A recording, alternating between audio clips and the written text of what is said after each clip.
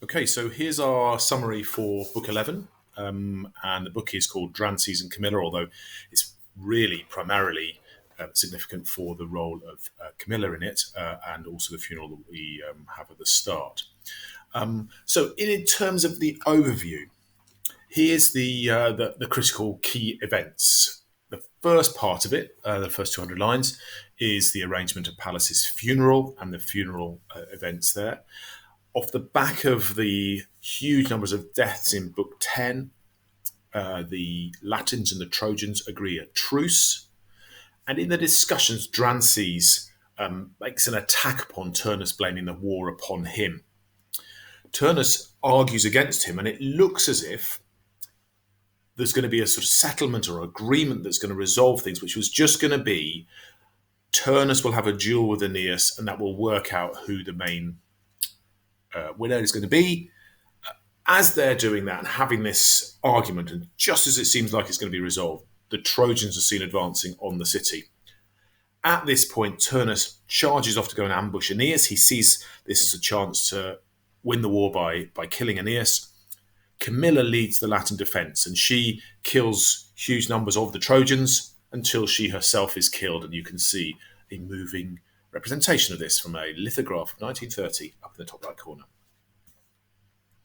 Now, with regard to Roman context, there isn't anything particular that refers specifically to Rome that we need to be aware of, except possibly for what I put here as a social context over the roles of women. So Camilla is strong when she acts like a man. So when she's militaristic, she's powerful. When she's charging around, then she's fine. But then note how she's then defeated when she acts like a woman. So she gets distracted by the prettiness of Clorius's armor, the gold and the kind of beautiful adornment. And she was then burning with all a woman's passion for spoil and, I put blunder where I should have put blunder. It is a blunder on her part, of course. But this is what the Romans are expecting of a woman. So women are successful and they are capable when they are behaving not like women in Virgil's portrayal. As soon as they go back to being feminine and womanly, that brings disaster. So here is Camilla killed. It parallels to Dido giving in to her love affliction in Book 4. So in terms of the narrative techniques, we can just remind ourselves and revisit what we'd already talked about in Book 11.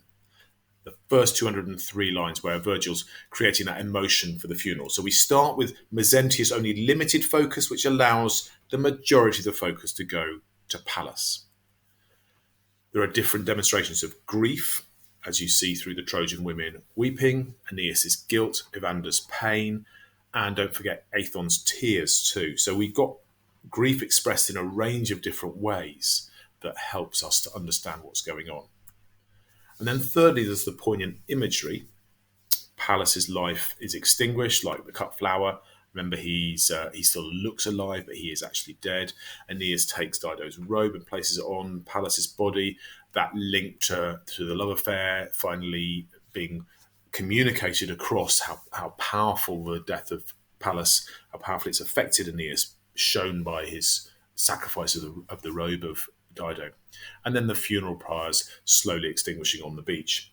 And then finally, the other thing to say in terms of narrative techniques is that the tide of battle depends on leaders leaving and arriving.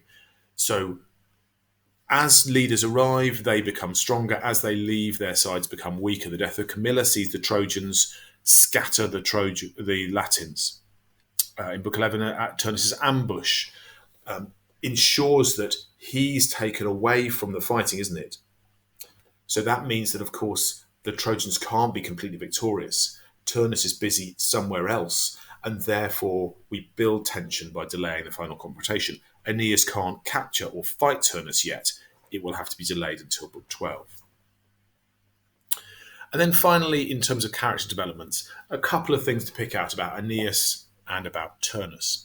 So Aeneas is genuinely very, very sad, isn't he? And he's genuinely wanting to honour the dead when he allows a truce that allows the burying of the dead. So here's a an interesting contrast in book 11 compared to what he was like in book 10. And I would suggest that we've seen this inconsistency already. This is why Dido fails to understand that he really means it when he says he loves her, but almost in the same breath he abandons her. So what he's got is this constant conflict between fate and piety and true emotions. So in book 10, he's overwhelmed by furore. In book 11, he kind of brings back self-control. He is aware of the fact that these are the people who he wants to bring into this new society that he's constructing, so he can't go massacring all of them.